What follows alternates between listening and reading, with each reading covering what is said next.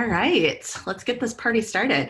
So hello everyone, and good morning museum family. We're so glad that you were able to join us today.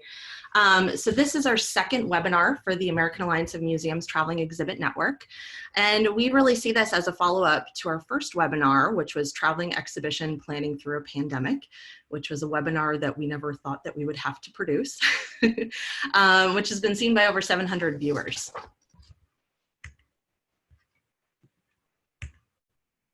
All right.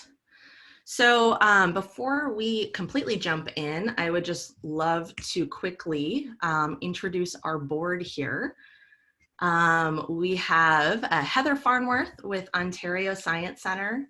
You can just quickly wave and say hello. Hello. We have AJ Gailey with Lucy Creative. Hi, everyone. We have Debbie Donahue with Imagine Exhibitions. Everyone. We have Shane McConnell with Little Rays Nature Centers. And we have myself, I'm Cynthia Brown, I'm with Museum EXP. And we have Sarah Myers from the Children's Museum of Indianapolis. Hello. Excellent. All right, so please type any questions into the chat box. We'll be moderating it throughout the entire session. And during this presentation, we will have a few anonymous polls, and your participation will only help your colleagues gain a better understanding of what's currently happening in our field. So I would love to quickly just test out this technology, make sure everyone is hip with it. All right. So how the heck are you guys holding up? And you should see a pop-up right here on your screen.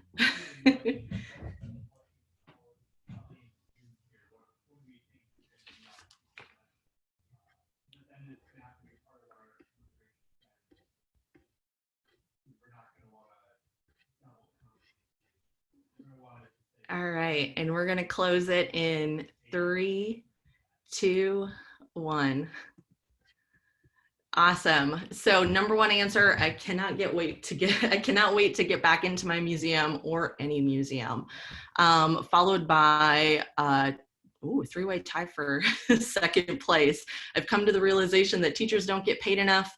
I'm so much more productive working from home, and my only private space is the bathroom. Awesome. So we'll be doing polls throughout this, this whole presentation here, so we would love for you to participate accordingly.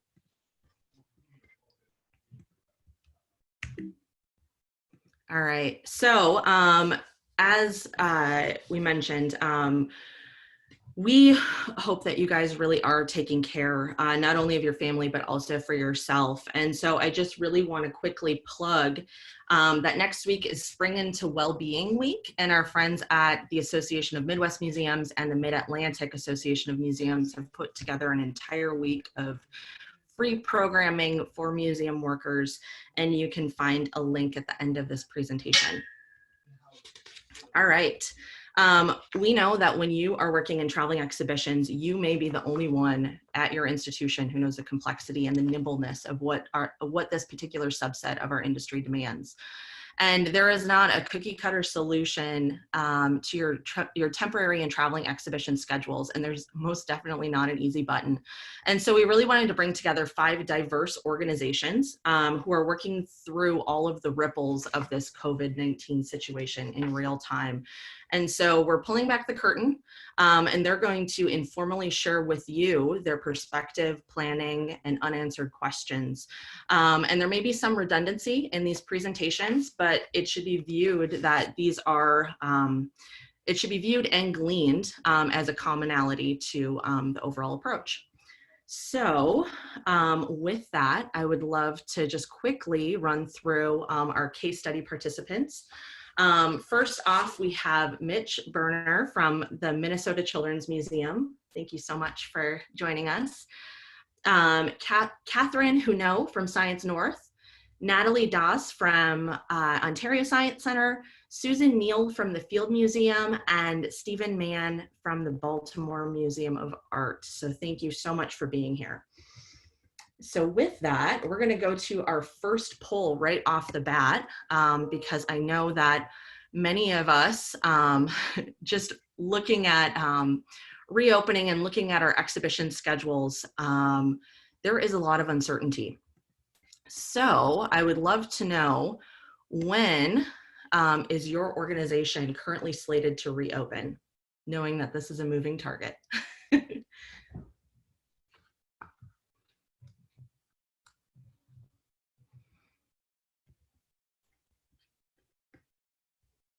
Awesome. And if we can have responses in 3, 2, 1.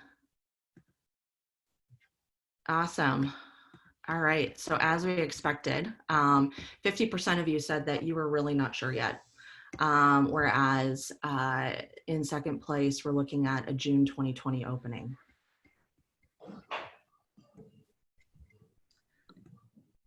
All right. And then second off the bat, all of this uncertainty, has your exhibition schedule been impacted by COVID-19 and your museum closure?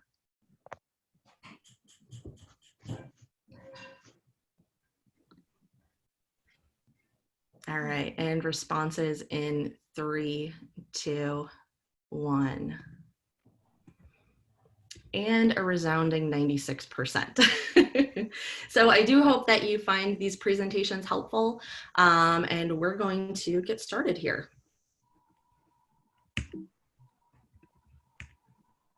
All right, so the Minnesota Children's Museum has 13 exhibitions on the road, 12 of which require remote installation. As many of you are in similar situations, it's my pleasure to introduce Mitch. Hello, everyone. Pleasure to be here, Cynthia. Thanks for putting this together. Thank you to you and the board, the 10 board, for putting this together. So I was asked specifically to talk about our situation and the fact that we typically don't send texts along to the hosts that rent our exhibits, and just how we've navigated through that since I've been doing this for 10 years and before that. Now, obviously, since I've started, we've added a significant number of exhibits. So our path is changing, but up until very, very recently, we have not sent text. So like Cynthia said, we actually have 14 exhibits. I apologize. Right now, they all range in age from 2 to 17 years old. They're all between 15 and 2,500 square feet. So they all travel on 1 or 2 trucks. I know many of you have much larger exhibits than that, but hopefully what I can say can scale up to what you do as well. So I take over after the contract is signed, the rental agreement is signed. I'm put in touch with our hosts to basically, from that point on, set all the expectations that they can expect before and when they get our exhibits to install. So I typically provide them with a layout. I get their gallery. I'm sure that's a pretty common practice amongst everybody, but I do it personally. I lay the exhibit out, get approval for their space, and then I just start describing our carts, how many are in each truck. We have the benefit of knowing that all of our carts across all of our exhibits are designed virtually the exact same way. But I do explain that the load and the weight of certain carts across all of our exhibits can vary significantly, and just to make sure they're staffing safely and accordingly to facilitate that. Once the exhibit arrives at the host location, I also tell them there's going to be 1 or 2 trucks. All of our exhibits travel on 1 or 2 trucks. So just to let them know that. And I set up all the shipping as well and keep everybody in the loop there. But once the exhibit arrives, it just comes down to letting them know, first of all, like where some of the trickier spots can be in terms of installing the components in order of operations, so people don't have to put something together, figure out they missed like a wiring connection, and have to take the whole thing apart. Learn that one very early, get that one out of the way. Also, just in order of operations, where to start. Maybe I tell them to start with a component that's kind of a blockbuster piece, but easy to put together, so it can give them a good sense of how all of our exhibits and the components in each exhibit are put together, because we do design them in a way for ease of installation when they're getting fabricated and designed. I don't know how many of you have had our exhibits, but anyone that's had more than one of ours understands that they are very similar in terms of how they are installed. Yeah. Hey, Mitch, can I jump in here with a question? Yeah. I would love if you could share, well, if at all possible, because when we were speaking before, you had mentioned that there were a lot of different types of people who are installing your exhibits. Yeah. And how you typically like to communicate with them.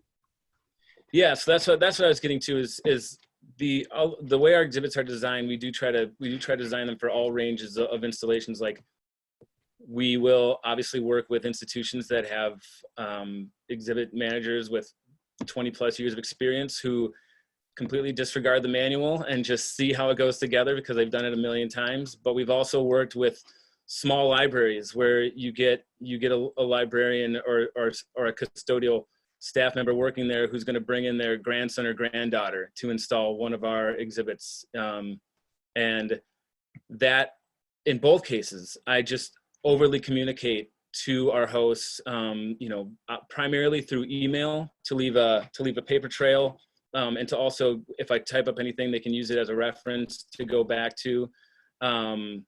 Phone calls, obviously, and then in the moment, while anyone is actually installing, I do make myself overly available for phone calls or even FaceTimes to walk them through any tricky spots, like across the board, whether it's installation, props, if they're missing something, if something is broken, if something needs to be ordered, drop shipped, I've gone so far as to hire local welders at certain venues, local scenic painters I've brought in, and then obviously resources like MasterCar, Granger for drop shipping, Amazon for drop shipping anything they may need. And this is all again discussed ahead of time by myself to the host, things to typically look out for. Best case scenario, the exhibit arrives and everything that we had discussed ahead of time is acknowledged and all those expectations are met. And then, as they're setting up any troubles that they come across, they know they can just get a hold of me. And typically the install is a Monday. The exhibit arrives on a Monday. Everything is up by Friday for their guests. So I've got a week. We've got a week to get it all figured out. So awesome. Yeah. So are you approaching this turnover period differently than you typically do? Yeah, I mean, like everybody else, we're stressing cleanliness, making sure everything is going to be given a once over. Now, I don't know what protocols are going to be in place across the board when venues and museums do reopen. We've got a close eye on that to see how it's going to go, like everybody else. But yeah, just the schedules we had are out the window, obviously. So primarily, I'm just narrowing things down with all of our hosts to figure out when exhibits can get picked up and when they can ship or when they can be delivered. And once that's figured out, which I already have a couple places, yeah, we've gotten into the more nitty-gritty details of how it can open, what they're planning to do, not using soft props, not using books, because our exhibits are so hands-on that we do have to obviously take that into consideration. Awesome. So I think this is probably a good time to go into our next poll. Thank you I so have much. I have a quick question if you wouldn't mind. Sure. Mitch, how detailed are your installation manuals? Do you provide just construction drawings of the manuals? Do you provide, step-by-step instructions, imagery? What's a good method for us to be using to not be sending a tech on the road, but have a pretty in-depth manual? Yeah, we do. We work with our staff, and then the fabrication house, whether it's we use Kidsibbits and V. We work with them to design our manuals. They're pretty in depth. I gave Cynthia a copy of our Thomas manual for people to go over. It's got it's got detailed drawings of each component, scaled for layouts. It's got the condition report, and then yes, ultimately per area of install, a step-by-step guide of how to get everything put together in order, again, to avoid boxing yourself out That's potentially. great. Yeah, and so Mitch was kind enough to share an example of what that looks like, and so that will be in the links at the very end of this presentation, which we'll distribute at the very end here. So going into our next poll, is your organization looking at doing a remote installation or deinstallation?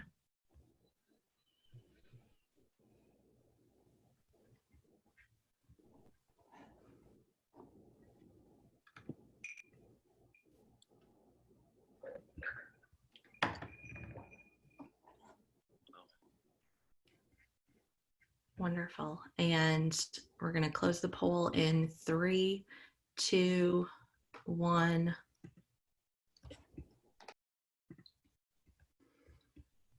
And it looks like most of you who are going to be doing a turnover here are going to be sending staff, or at least in second place, doing a partially remote installation or deinstallation. All right, so moving on here, next I am really glad to introduce Kathryn Huneault from Science North.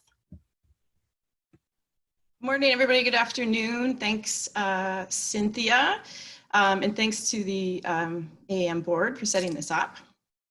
So I just wanted to take a bit of time to talk about where we are currently in our situation and sort of where we plan to be over the next few months.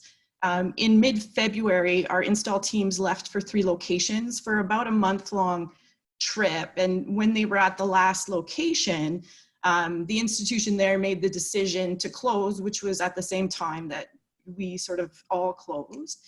And so our tech specialist came home with probably about 75% of that last installation complete.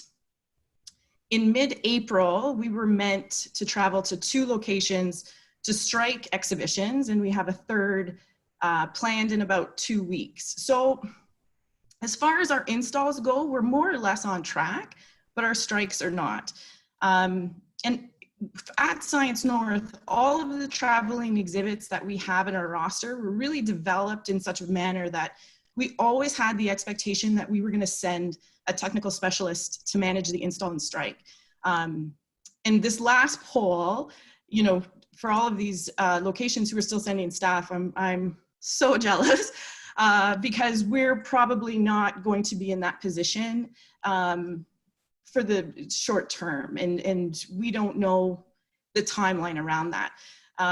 We then are in a position where we have to manage the expectations for our partners. A lot of these exhibitions were built in conjunction with other institutions, and we have our own sets of expectations, and we also have expectations from the client that we have to meet. So we have to work into a new normal for all of those pieces. As far as sending techs out for the installs and strikes, like there's lots of reasons why we've decided to move in that fashion, and I won't bore you with all of those. But I think the main reason for us is that we just strongly believe that those technical specialists are critically important, and they sort of make up our secret sauce. We want institutions to have an expert on those exhibits at their site. And when we're able to move to a time for like work and life that seems more familiar, we'll send them back on the road. I have no doubts about that. But again, as it stands now, this critically important component of our service is not going to be available. So when we started to look at what we should be doing, we took the approach to first sort of identify what an ideal strike or striker installation would look like. And when we look at all of the different exhibits that we tour currently, there were several factors in each sort of best case scenario that were the same. So oftentimes it would have a site that we were familiar with. So maybe we've been there before, we've installed. It would be a setup that didn't have any hiccups, which would create a shorter than expected predetermined time of work. We would have extra staff and money lying around that we could send additional techs out for any particular installer strike. We would be able to set the exhibits up in a manner that was familiar. So a similar floor plan to a previous location, to possibly our location. And in a best case scenario, we would have pre-existing relationships with the teams at the host institutions. So once we identified what the best case looked like, it was really very easy to envision like the absolute worst case, and it was just the opposite of all of those best ones. When we look at those best case scenarios, we believe that those factors that I had mentioned probably ring true for the host locations as well. So then we had to think about how do we build the value back into an experience that we know is not our best practice? How do we create a plan B to meet the needs of all of those varied shareholders, our partners, our clients? In our estimation, a remote strike will be easier than a remote install. And so both processes really have to be looked at with a different set of eyes because they're not going to be cookie cutter. So when we start looking at the best case scenario, how do we plan for the worst case scenario? So if we were looking at a site that maybe our techs haven't been to, an unfamiliar site, we have to put in place different things to make it so that it becomes a familiar site to us. So we may ask for additional floor plans. So maybe not even just their special exhibit hall, maybe it's about their loading bays. We're gonna look at aerial shots of the property or maybe Google Street View if that might be helpful for us. And then we're also planning to do virtual, maybe FaceTime calls for site visits for like, so that we have a walkthrough and we can kind of orient ourselves. As far as hiccups go, within our exhibits, there's complex pieces in all of them. And there's also exhibits that may have specimens or artifacts that are on loan from other locations. So we have to take all of those into account. So this picture on the title slide, this is our Dance Up a Storm Theater. And within this structure itself, this is one component to a 6,000 square foot exhibit. And within this theater, there's the structure and the walls, there's heatings and fans, there's lighting and sound, there's misters, there's a snow machine, there's projectors, there's strobe lights, motion capture software. It's huge. In an ideal world, we would have our technical specialist with probably a team of 4 people from the host location, setting this up. It would take probably 6 hours without any interruptions, which I'm sure is how everybody's installs go. They just work on one individual piece and then they move on to the next. So there's the piece about, you know, just getting all of those components up and running, but the complexity is really in having all of those components talk to one another. And that is less easily defined in an installation guide. Through just having the experience of traveling with an exhibit like this for years on the road, our techs may know that, you know, it's better to set up the heating sensors first before the misters, or the projectors before the motion capture. Like, it could be any little thing. They know all the secrets, they know all the ins and outs. So we're really working at adapting all of our documentation. Our documentation was probably not, well, it would never have been built for a remote install because we were always going to send someone. So we've had to go back into everything and add in additional details. We're going to adapt our training for the host locations. So if we had, you know, one sort of scheduled call to kind of walk through what the installation would look like, maybe now it's 3 or 4. We're going to have to identify all of those special handling pieces. So a theater like Dance Up a Storm, for example, we're going to have to really plan around that installation. So there'll be more calls, there'll be more detailed documents. It's going to be a whole piece. Our work schedules with the host institutions are going to be broken down a little bit differently. So when you're on site, you know, our team might be able to guide to say, let's do this piece first, but we're going to have to put in more of a really set schedule for people. And like Mitch said, it's going to be important to have those pieces that can be kind of quick wins to build the like a good nature with those host institutions where we can't have people there. And we have to plan all of the communication around those really heavy duty pieces. You know, we would love to send extra staff, but we're not going to be able to send any staff. So what that means is that we're actually going to have all hands on deck. And how does one person guide a team of 6 installers, let's say, during an installation? So what we're looking at is dividing up all of our exhibits by section, and each section will be managed by one of our installers. So when a particular exhibit gets to a piece that's very complex or has special handling requirements because there's an artifact or anything like that, they'll have one touch person to sort of deal with, and then we'll have other additional staff who can guide other members of their team. Ideally, you know, all of this would happen so smoothly, and a 5-day install would turn into a 4-day install. And I didn't, you know, suggest we poll this, but I think we can all safely say that is just out the window. It's not going to be an option moving forward, short term. So what we're actually planning for are longer installations and strikes.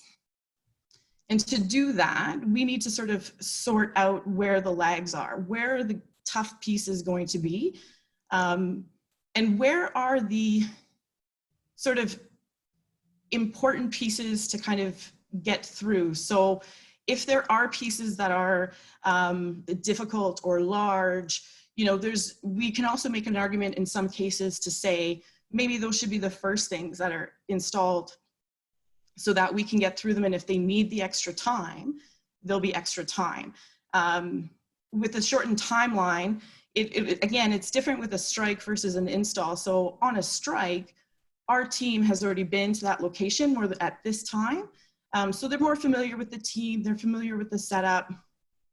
So we'll have to work with those host locations to say, you know, we expect the 5-day is now going to be 8, or, you know, and they will have feedback as well because they know their team is the best. So there could be locations that are not particularly comfortable with striking or installing an exhibit on their own. And about a month ago, when all of this hit, AAM had put out sort of a call to action if there were people in other locations who may be able to help with strikes or installs based on geography. And we may very well reach out to people within that spreadsheet because there could be places that are just not interested in doing that without having somebody else on the ground. And that's fair. And I think the biggest piece for a best case scenario is the teams and like the work that happens between the teams.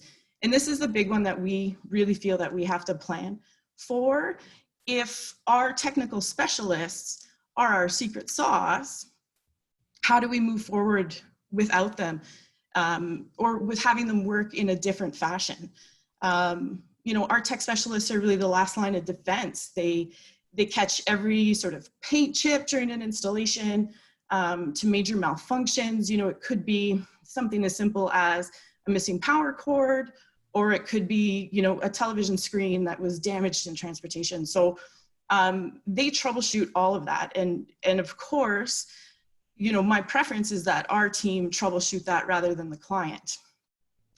We entrust the success of these giant, multi-piece, complex exhibitions to these members of our staff. And I've never once sent them out to a location and have been nervous. I know that they're going to make it right, and that when they leave a location, everyone's going to be happy.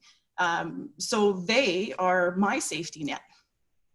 And I can make the argument to say that, you know, the work that I do is really important and the work that my manager does is really important. But I think when we boil it down, it's our technical specialists, and the relationships that they build with the teams of the host organizations on the ground. So what happens when that has to be done completely differently? You know, we need to focus on the needs and wants of the team on the ground, and how do we best support them? What are their limitations? What are our limitations? What technology is the best fit? So, you know, we can send the guides out, but maybe we need to have more one-on-one for particular portions of the installation. So is it Zoom? Is it FaceTime? Is it some other piece? And our own team has to be flexible as well in knowing that what works for one location may not work for another. So I think the biggest piece that we're struggling with is just sort of, we've done this for so long and we've had a system and now our system's gone. So we have to, you know, work together to build this plan B.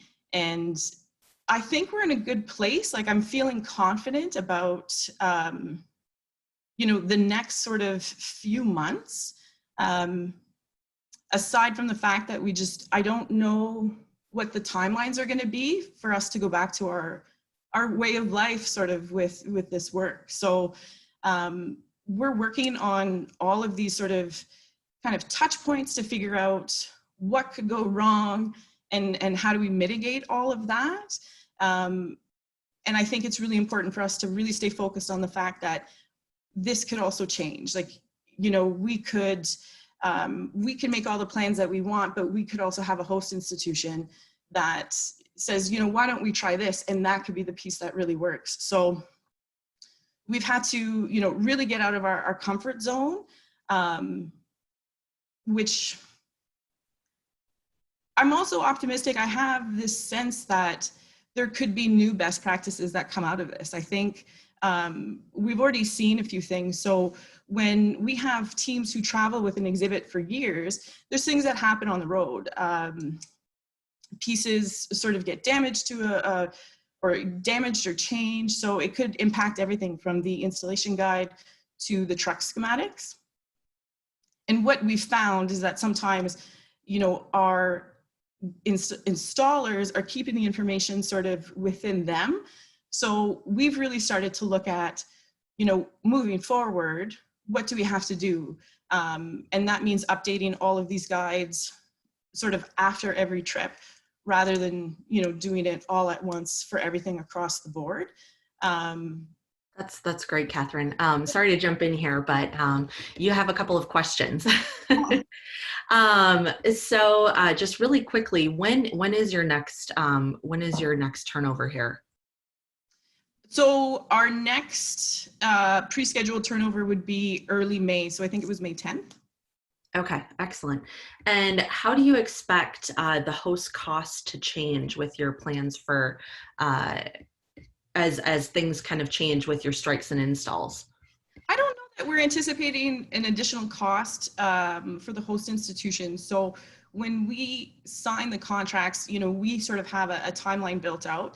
So excuse me, yes, there could be an additional change, but you know, we have an estimate of what an installer in a strike would take, both for the amount of labor that we would request, so the number of people who are on site, and how many days we expect a strike or an install to last. So exhibit to exhibit, they're sort of set, or they were sort of set. So the additional cost now to the host locations would be additional people if that's something that can be managed, depending on social distancing rules and where they are. And then probably additional days, because chances are good, you know, if we've said a strike should be 5 days, I don't know that a team who may not be as familiar with the exhibit is going to be able to maintain that 5 days, and that's fair. So that 5-day labor cost may turn into a 6 or 7 day, depending on the site. Awesome. Thank you so much, Kathryn. For the sake of time, we're going to jump to Natalie at Ontario Science Center, and we can cover any other questions here at the very end. Hi guys, thank you so much for joining us today for this. I'm going to be talking about a very specific installation, and it's to do with an international installation of our Strange Matter exhibition in Ukraine. So just some background, we've been touring Strange Matter for a long time. We have both a large and a small exhibition. I'm talking to you about the large exhibition, which is a bilingual show. So there's translations and issues and things like that. The large show is 5,500 to 6,000 square feet. With the large show, we normally send a team of 4 people. Like as Kathryn in Science North, we also normally send a setup crew that is crucial to our setup. And we also expect the host venue to provide staffing. Normally our that setup takes 2 weeks. The show has traveled extensively in North America and in Asia, so we've had lots of experience in setting up the show. The Ukraine is going to be the final home for the show. We've sold this show to them. The intention was to have an even longer setup and train them in how to take care of the show, and potentially the setup right now is supposed to be for 1 year to 2 years, and then potentially they would be touring the exhibition themselves around the Ukraine. So the situation in Ukraine, though, even though we've toured this show all over the world, the situation in Ukraine is that this is a brand new science center that we're working with that's not yet opened. It is also the first ever science center in the Ukraine. So there's not really anyone with experience in running a science center involved in the project. We are setting up, they are using an old style exhibition hall. Our exhibition building, it was built like 56 years ago, and it's being repurposed as a science center. So there's lots of columns, there's special floors that you can't run a forklift on. There are no elevators, and they're not planning on having any sort of freight elevators there. It's a 2-story building. They may have a people elevator. So renovation work is ongoing, but it was supposed to be done by the end of March when we were supposed to start installation, but it's still ongoing. So some of the other issues that we're dealing with are, like I mentioned before, is language and subtitling issues, electrical issues, different electrical standards. There's even different tool standards because they're metric and we use SAE. So, but our exhibition does have its own, it travels with its own set of tools. So leads into, that's just the conditions at the venue that would have existed with before and after COVID. So layer on top of that all the general conditions and considerations post-COVID that we're currently dealing with. So I'm walking you through what we're thinking right now. So we know that travel restrictions will exist both in North America and internationally. The reality is travel in general will become more probable. I've been reading stuff that's saying that air travel won't be back on track until 2022.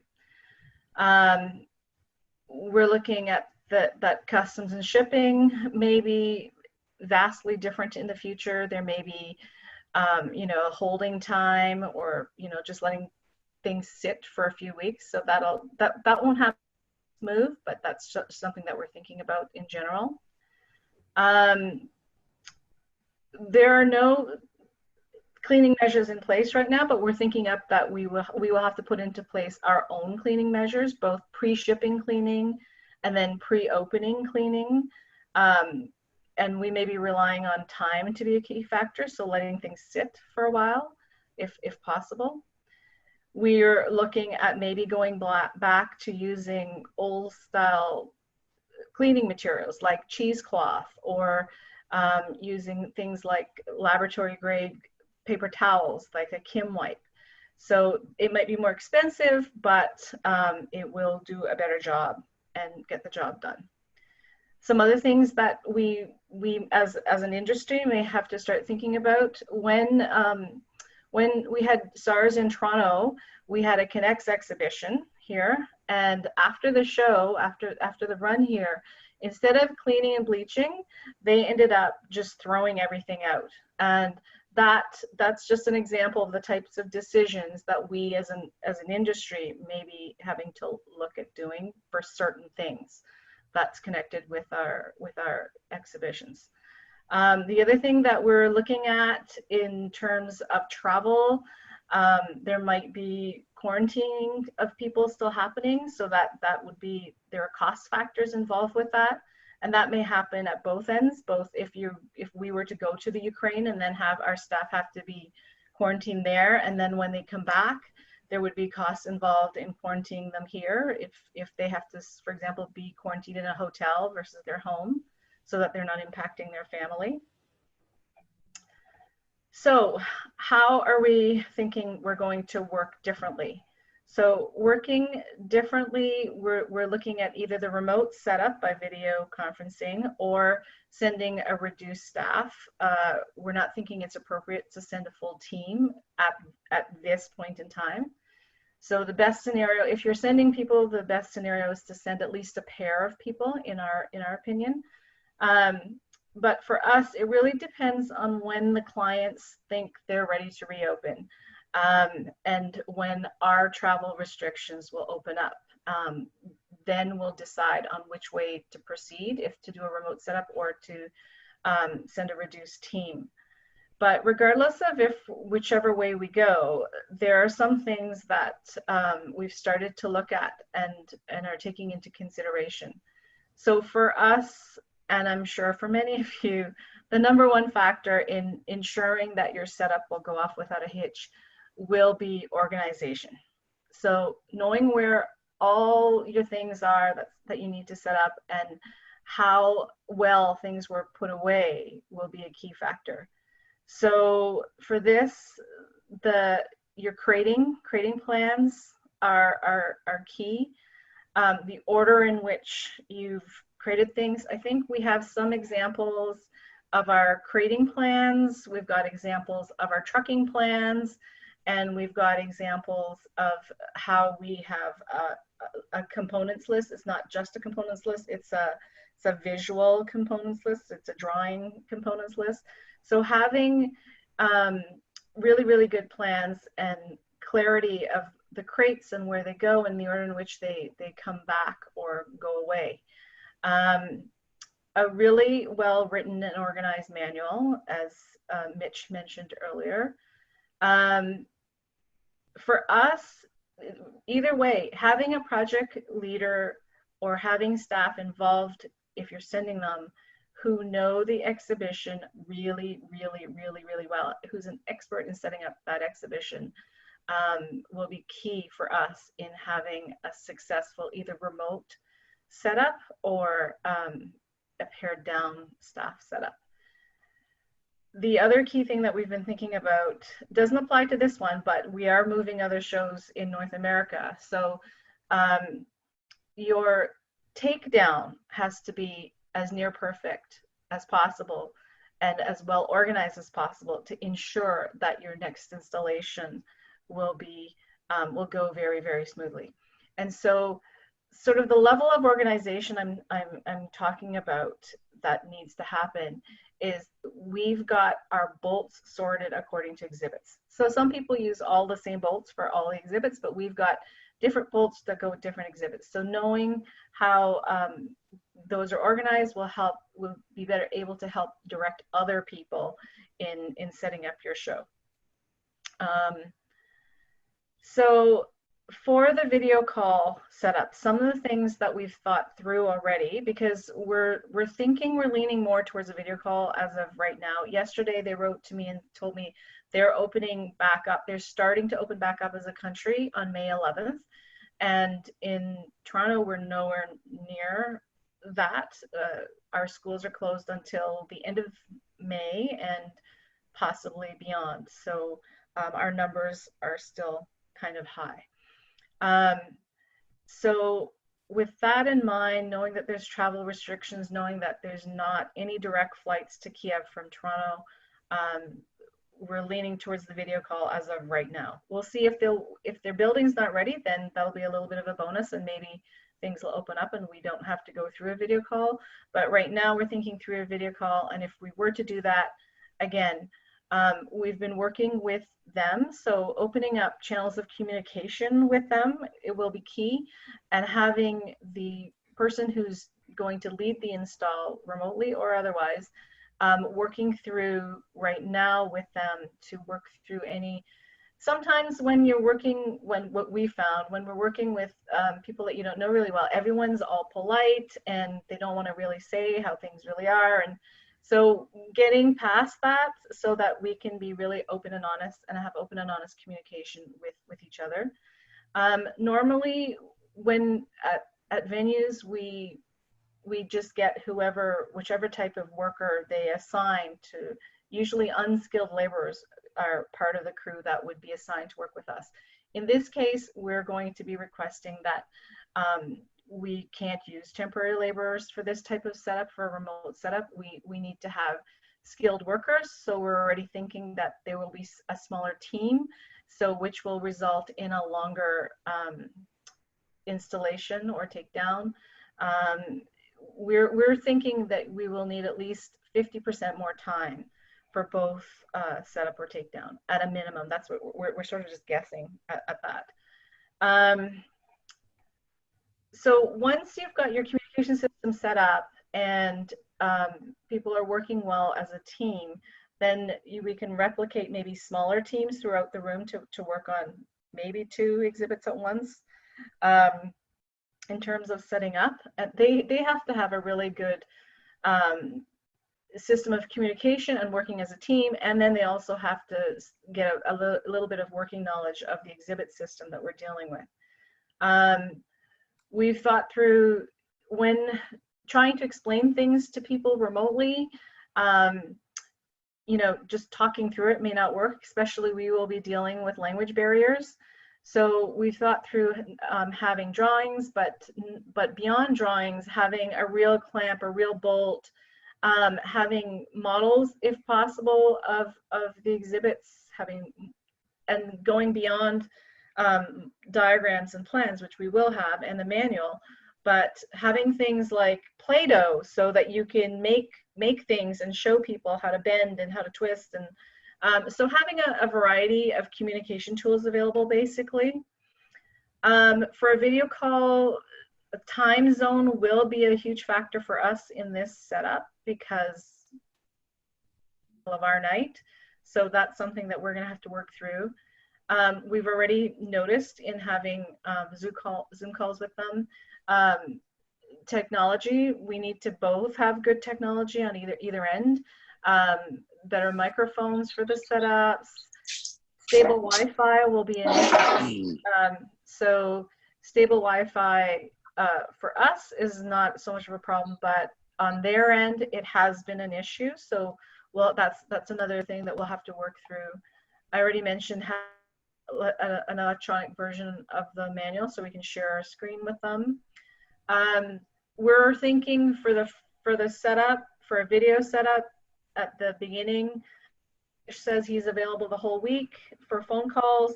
I think our staff will be available 100% of the time that people are setting up, at least for the very beginning. And then as they phase and get better at doing things, we could phase it to a few hours at a time throughout the day, so that someone's not sitting there just staring at everybody the whole time for 8 hours or whatever.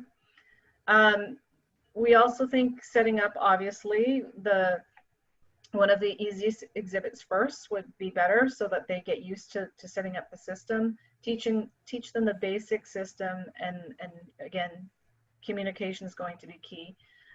And then you can move to more complicated, more higher risk exhibits that you need to set up.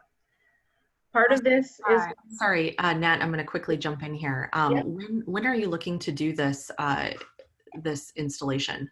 Well, it all depends on them. I think we'd prefer to, it was already supposed to have happened at the end of March, but I think at this point they're the client, we're going to wait and hear from what they're saying, but I don't think it'll happen any earlier than July or August. So, and I don't think that our travel will be back to normal by then.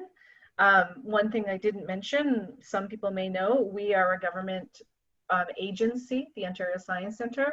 And so with that, there are travel restrictions. Every time we travel, especially internationally, there's a whole bunch of forms and procedures that we have to go through to get permission to travel internationally. So it goes all the way up to our higher level ministries. So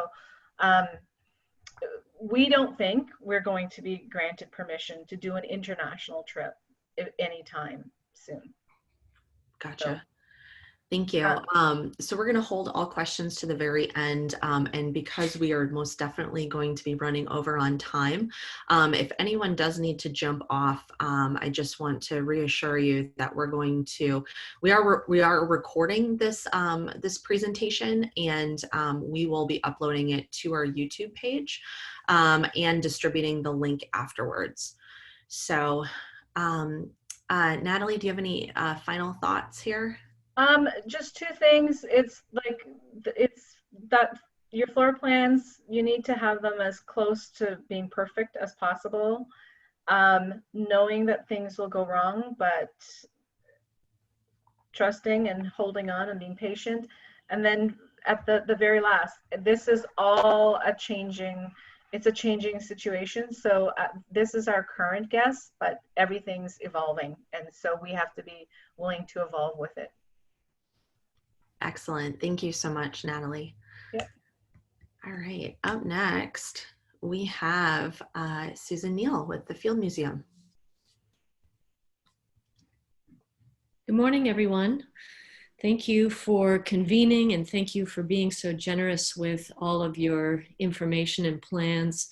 I know on our end that we have been very, very eager to hear from others about what sort of protocols they're envisioning following for their upcoming turnovers, changeovers, and to protect their staff and to protect the staff of other institutions. Being said, I was extraordinarily uncomfortable sharing my own. So I'm trying to be the friend that I'm looking for out there, and go ahead and put something out there. A couple of things I'd just like to say before we get going. The slides that we've assembled are really, really preliminary. They have not been vetted by our leadership at the museum, gone through legal, they haven't gone through HR.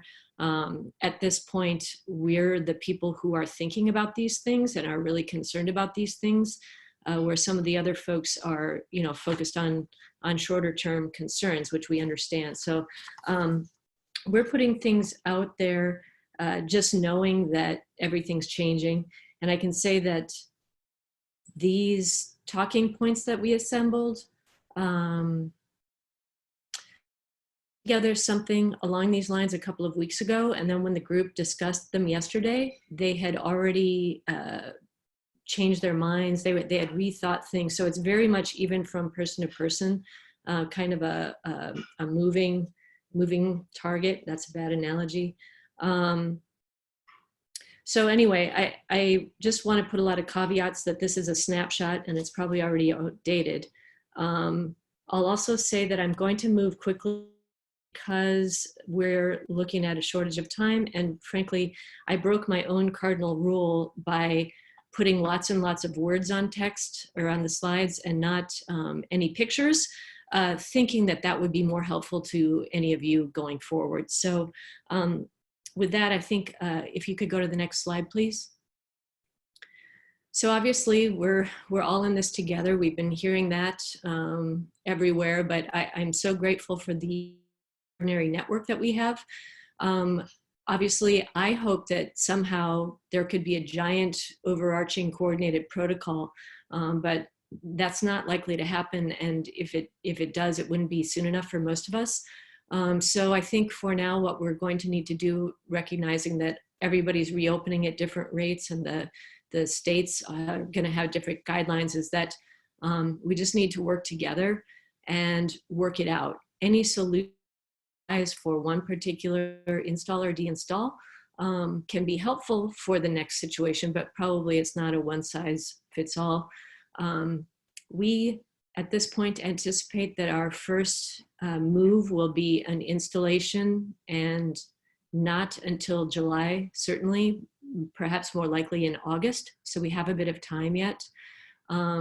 If anyone is concerned about any of their upcoming installs and you're not already talking to the venue, I would say just start talking to them. Everybody's coming from a different place and has different concerns and priorities. And we're probably not going to have enough time. So why not get going on that? So if we could proceed to the next slide. So the things that we put together for you today have these general assumptions behind them. As I've said, they're evolving and they're probably already all outdated.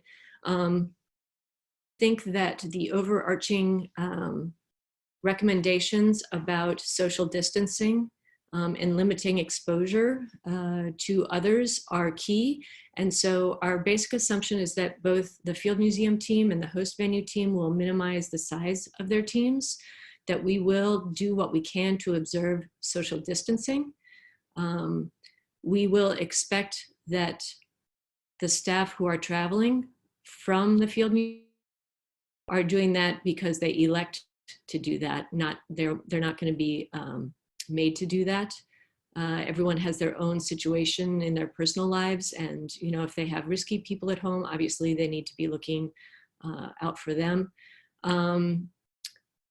Regardless of how far we are traveling, we are looking at multiple options for how to get there and how to keep ourselves while we're away. And a poll, please respond. And we're looking at ways to minimize exposure. I'm mostly ignoring the PPE because I feel like that is beyond the scope of what I can speak to with any authority, but we're assuming that we're going to be using PPE at whatever is the appropriate level based on where we are and who's involved and the specifics of the situation. Next slide. So we think that it will behoove us prior to travel. Basically, I just put these slides are organized by timeline and thinking, so there is repetition. But prior to travel, we think it will behoove everyone who will be involved to be recording and monitoring their temperatures. And we think that at least 2 weeks is a good idea, given the incubation period for the COVID-19.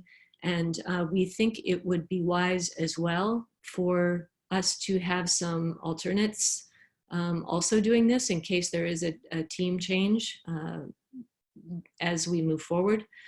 We expect that it would behoove everyone to keep a detailed contact journal for at least 2 weeks. And again, the idea is that that would be needed if indeed down the road somebody were to have a scare or in fact test positive, and then it would be available to turn over to the medical team or HR or whomever those appropriate parties are.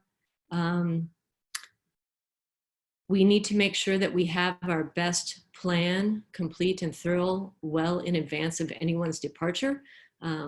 As others have already acknowledged, nothing ever goes according to best. So we want to be able to make sure we've worked through everything that we can conceive of in advance, knowing that things will still come up and we'll have to respond. the PPE, if you could go back just for one moment there.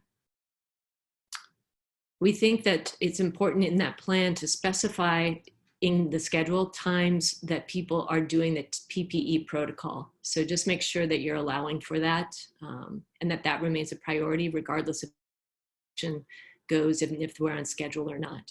Next slide, thanks. Again, to social distancing, ways that we might be able to achieve that would be to distribute the work throughout the gallery, maybe change the order that some of the work typically happens in, consider working in small teams, and even perhaps in shifts with some people working earlier in the day and some later in the day. And these things would likely timeline for install and deinstall, but that seems like the good compromise. Next slide. So again, when you're actually en route, right now we are considering both flying and driving. There are pros and cons. Right now, if one felt more comfortable flying, safer flying, and felt like you would be exposed to fewer people, there's still a big being canceled. There's been discussion of getting on the first flight out in the morning because the plane is likely to have been cleaned quite recently. Some people seem quite concerned about the exposure on those flights, and perhaps driving then is a preference. We've been talking about if a team is to travel, to limit the team size to the capacity of a vehicle, so perhaps 4 people at the but then if they are traveling all as one unit, that means that they all have to be on site for the entire duration, which isn't typically how our teams work.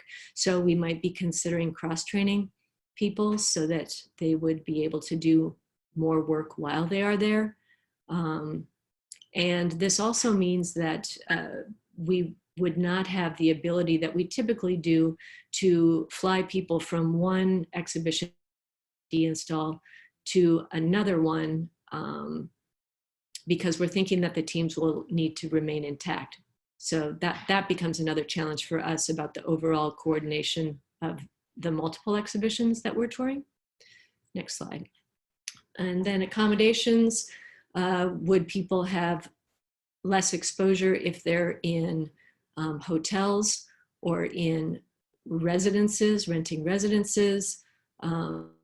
Teams thinking on this has shifted, or others are speaking up now. And so I thought we had a preference for one or the other recently, but that is not the case as of yesterday. But basically, we want to, avoid restaurants and consider more carry out and delivery than perhaps they would typically do. If we were to go with a rental property, think about the timing of food shopping and meal preparation. That's more staff to be doing that in the evening. And even if they ordered in food or delivered food, there might be more cleaning. So those would be pros and cons, I think, for both of those options. And then at the venue, again, we want to restrict the personnel in all of the workspaces to a pre-approved list of people.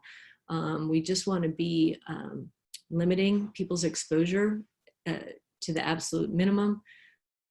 Work on social distancing, try to limit the team size and keep up the contact journals and all of that. We are exploring whether it might be beneficial to, at the beginning of the shift, take temperatures and perhaps do a respiratory test. We would, of course, be looking for guidance from CDC and medical experts for those things. Next. Again, we have to the other parties to determine what sort of PPE and hand washing regimen will work best, but we think that there could be a way to set up these PPE stations. They would be distanced from the hand washing because people wouldn't have their masks on necessarily, or they would be changing. Think about how to make those carts mobile and cleanable. If there is laundry that is related to this, then you want to keep, and then perhaps keep some sort of a central timer that makes sure that everybody takes breaks for the hand washing at regular intervals. And then one of the team members was interested in the possibility of using ultraviolet light to sterilize masks. I have not looked into this. I know this is certainly well outside my expertise, but just thinking about our options broadly and keeping everything on the table at this point. So again, these practical ideas while in the host city are just to limit exposure, limit entertainments. I know some of our folks are really accustomed to going to a ball game and movies and other museums while they're there, especially on the weekend. But we're going to have to really strongly recommend people to use good judgment and just keep clean our masks if that is still the protocol at that point. And then if we are using masks and they're cloth, like what's the life of any of these materials? Do we need to be discarding them after a certain number of washes? That type of thing. Thanks. So then we sort of get to these looming questions about what if someone has symptoms and what if someone tests positive? I think that we will be getting more of this type of protocol, probably various institutions as we're preparing to reopen. There is discussion, at least at our institution, about phasing who comes back into the building to work. And I know we will look to our HR department to guide us on what to do about anyone who shows symptoms. Do they immediately self-isolate and then we wait? But these are questions that are just well beyond anything I'm prepared to address. I think they're just things that we would want to have discussion with our colleagues at the other institutions so that we have agreed on what we will do. And as I said, we would have these contact journals available if needed.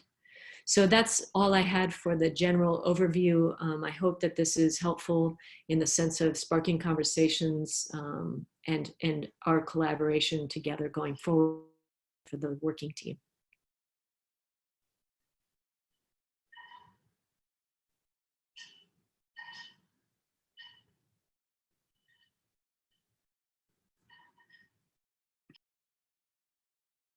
Cynthia, you're on mute. Thanks. I had a barking dog. So up next we have Steve Mann with the Baltimore Museum of Art. Thank you so much, Susan. We really appreciate it. Hi, everybody. Thanks for sticking around, and thanks to all of the organizers for putting this together. Admittedly, I think I came on board a little bit late here, which had some pros and cons.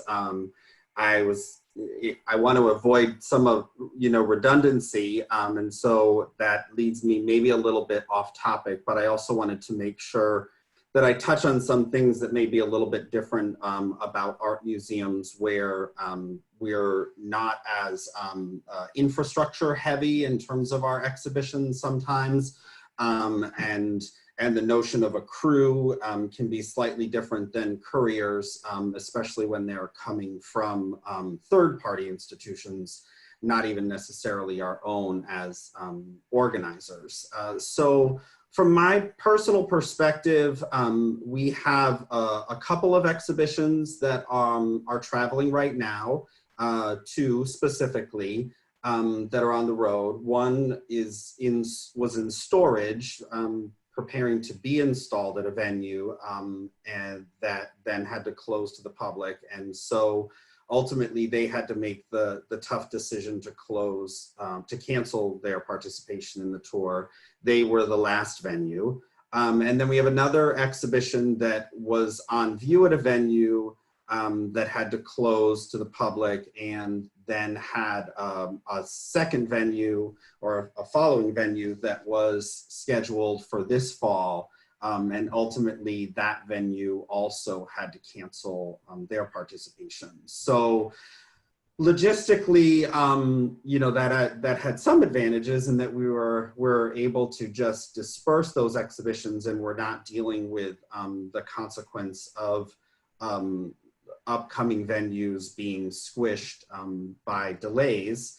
But we do also have 2 exhibitions coming up that were scheduled for this fall and the spring that were co-organized with other art museums and traveling as well. And so we have, you know, worked with our partners initially on the schedule component of it to find ways to move them out on our calendar and still move forward with the project.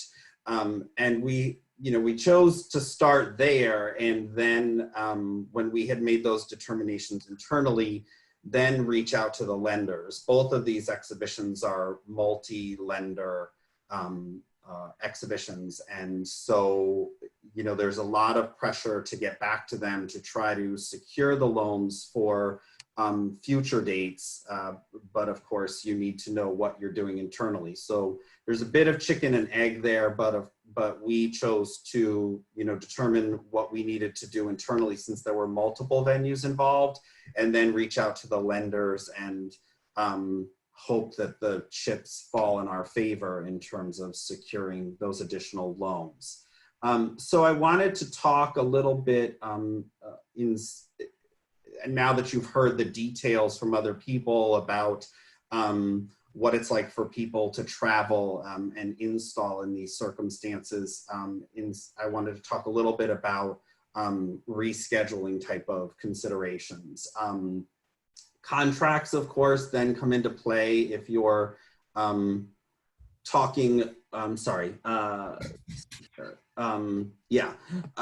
into play if you're trying to figure out what to do. My approach in general is essentially, as I say here, to collaborate. We are all in this together, and I think a lot of us are both lenders and borrowers. And so, you know, think about what it's like to be on the other side of the table when you're in that situation, and first try to be accommodating. It's obviously in both parties' best interests not to cancel. So some of the tips that I keep in mind, of course, are to postpone or reschedule if possible, rather than cancel the exhibition. That could involve talking to multiple venues simultaneously about whether or not they're in a position to shift their schedule around. If cost becomes an issue, you know, a lot of museums are closed and losing admission, and they feel that they need to hunker down financially and accept whatever impact that may have on their exhibition schedule. You know, if you as the organizer have flexibility in that regard, try to negotiate cost. Negotiate where you have that flexibility, which is often in the fee rather than the hard costs. And, you know, just try to refine your hard costs as much as possible so that the project still remains financially viable. And then another tactic that you can take on that front is to propose a different payment schedule. If the venue is in a cash flow situation, are they able to stay committed and just over a longer period of time? I also wanted to touch very briefly on contracts and in particular force majeure. It's a question that I and a lot of our other, my colleagues I'm aware of have been talking about when it comes to feeling the need to cancel because of the situation that we're in. And you know, and with any legal advice, people are very reticent to say anything definitive. And of course, I'm not in a position to do that either. But I do want to say, of course, that the legal ramifications vary from one jurisdiction to the next, and based on the exact language that you use in your contract. But I do wanted to offer some advice, and to that end, I would say, based on the research that I've done and advice that I've gotten from our council, force majeure is more likely to apply to venues that are forced to be closed during their presentation dates in the immediate near future, and obviously less likely to apply to venues that are likely to be reopened during their presentation dates. So there's a bit of a middle ground that we're left in those communications where we don't know when those reopening dates are going to be. And so you may want to hold on to those conversations as long as possible so that you know which side of the coin that's going to fall on before making that decision about moving forward or not. And obviously on an international level, this is going to have, you know, even more factors at play, both from the perspective of the laws of that country and where you've designated legal jurisdiction in your contract to be, but also the state of coronavirus infection in their country and whether they're shut down or not. For me, I find that in most cases, the museums that I've been dealing with are in cities that have been affected and are currently still closed to the public. And so we are managing those conversations and timing them accordingly. When you're in the middle of all this, I also want to recommend that you check your indemnity plan. If you've applied or if you're planning for applying for indemnity for your exhibition, look at how your new dates coincide with the dates for coverage. We have a domestic indemnity application in for one of our projects right now. And we've heard that we have until May 10th to share with them our new dates, and that then they'll be able, we can still edit our application with those new dates up to that point, and they would then consider those when it goes to review shortly thereafter. We also have another exhibition that we had coming up for the fall, and we were going to apply for indemnity this summer, but we've moved that exhibition out to next spring. And so we are going to also apply instead for the round of international indemnity applications that are due in December. And we have heard from them that they are expecting the date for certificates to be valid to be April 1st. So that would be good to keep in mind if you're consolidating around that time. And for us, you know, an art museum lender management is an enormous aspect of these considerations, particularly with shows with multiple lenders of different kinds. In my first bullet points, first two bullet points here, I think I'm referring more specifically to private lenders. My advice is that you communicate early, but not necessarily often. You don't want to, you want to give them all of the information that you have that you're certain of, but chatting a lot back and forth, depending on their communication style, can kind of convey a sense of instability, and private lenders are very nervous right now. And I think you want to kind of wait until you know what you're doing and that you're responding to them, but giving them good information when you actually have it available. I've seen some other communications come from borrowers that were rather vague, and that was really not helpful at all. So I do, again, encourage you to be specific if you're able. For example, in our case, if we know we have to shift an exhibition, but we are rescheduling it as soon as possible, we would tell the lender that. Not that their show will be rescheduled, but that it will be rescheduled as soon as possible, and that we're looking at immediately subsequent dates to borrow that work. Another tactic is to ask them what their plan is. You know, there's a lot of desire to tell them what you're going to do and ask them what they think about it. It can be a two-way street. If they don't have any prohibitive commitments for that object, they may be able to share that with you up front, and then you know that you have some leeway and some time to play with in making the decision about those exact dates. With institutional lenders, there's often, there's traditionally a lot of policy and protocol that surrounds asking for loans from their collections.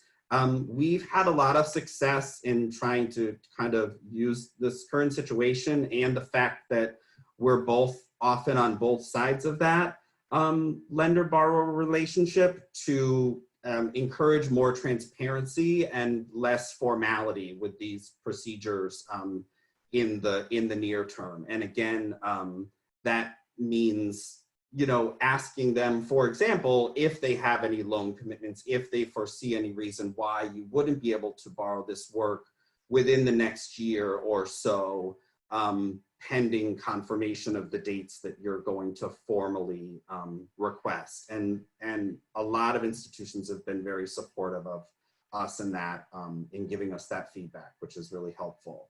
And then, of course, as you're planning to reschedule, you do need to think about all of the work and all of the third parties that, that feed into preparing that work for loan.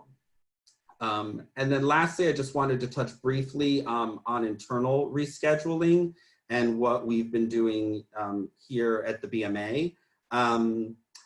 So starting, of course, with the projects that are less negotiable. So looking at our calendar and prioritizing those things that involve a lot of third parties and external commitments, and trying to keep those pieces as stable as we possibly can. And then in terms of framing our thinking, what we chose to do was look at our schedule as far as it's planned out and kind of pick a point at which we want to stop kicking the can, and a framework within which we don't want our future plans to get derailed any further.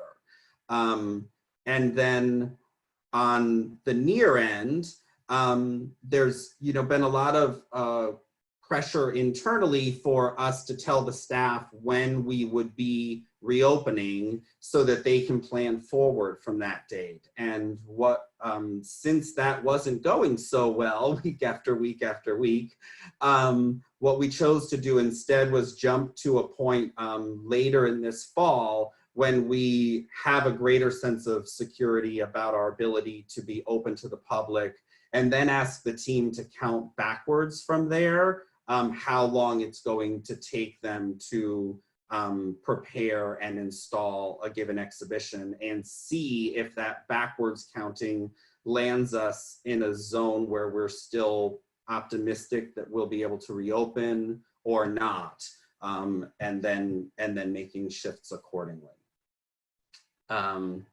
Great. Well, this was absolutely wonderful. Thank you so much, Steve, for sharing what's going on in Baltimore. Sarah, do we have any questions here? I think I saw something about quarantining object crates and just crates in general. I guess this is a question just to our panelists. Is anyone planning on quarantining objects or crates?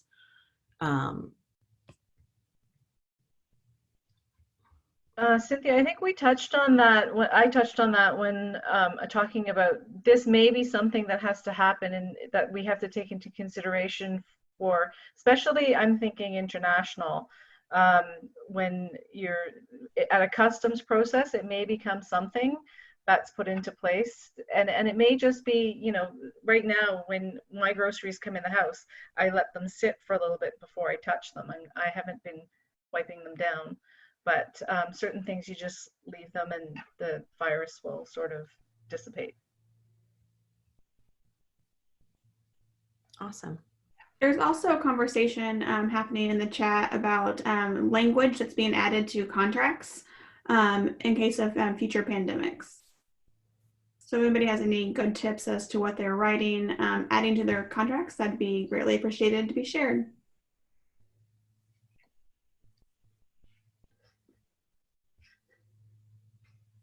Yeah, I think that's great. All right. Debbie, are you still on? Yeah, I'm here. Awesome. If you could just quickly kind of go through our working groups, because I think some of that contract language would be a really great thing for some of these working groups to tackle. Absolutely. So the 10 board has created 3 working groups. One of them is called the value of traveling exhibitions. And what this working group will be tasked with is looking at explaining, documenting, and creating what is the value of traveling exhibitions? What is the value of our industry? How do we get that information to the lobbyists? How do we get that information to people who are seeking support for our industry? It's a really important working group. And so I think that for those of you at larger organizations, it would be really helpful too if you could see if there are people in your organizations that might have grant writing skills available, or people that work with data, analytics, lobbying, any type of experience like that. It would be really nice to have a varied group on this with a lot of to be able to participate and create something that I think that every single organization here could really use in a variety of ways. So that's one working group. Second working group is called Traveling Exhibition Interactives. You've probably, some of you have seen some posts about this on the Aztec boards. I think it was originally started by Ashanti from Fleet Science Center, which was wonderful.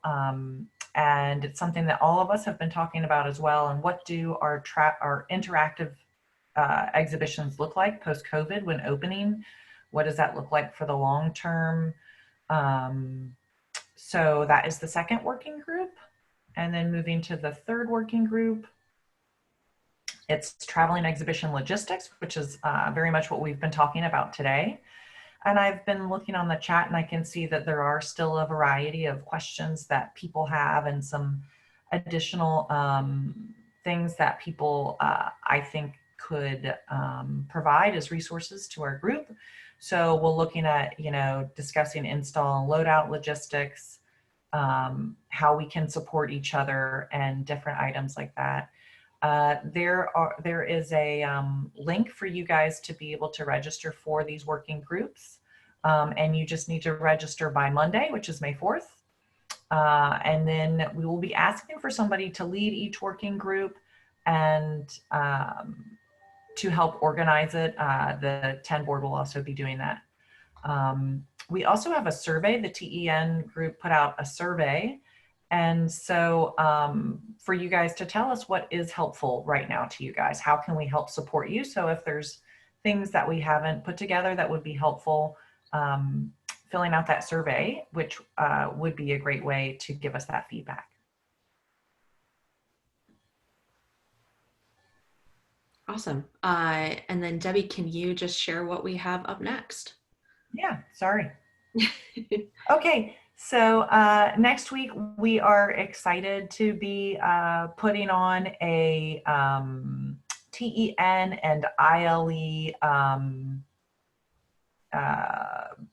forum, digital platform, if you will, about new traveling exhibitions. And so what we'll be asking our presenters to present about is any exhibitions available in 2020 and the early part of 2021, or any new traveling exhibitions. Our beloved friend Mac West will be the moderator. So I think that will also bring us all a bit of fun and nostalgia to the life that we're very used to at these conferences that we're all missing. So that is next week. You can register right there at the link. All right, so we have reached our end here.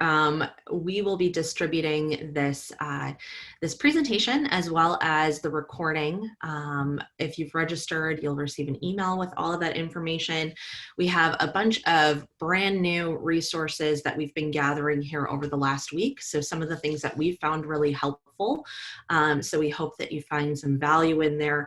And I do just want to note that one of the links here does go to the AAM Virtual Virtual Conference and how you can register for that. They just announced their keynote speakers, and they have a really stellar lineup. So if you would like to register for the AAM Virtual Conference, or if you're wondering how you can get a refund for your 2020 registration, it is this first link right there. And so this kind of brings us to our very last poll before we sign off, which I would love to know. Are you planning on attending the virtual conference?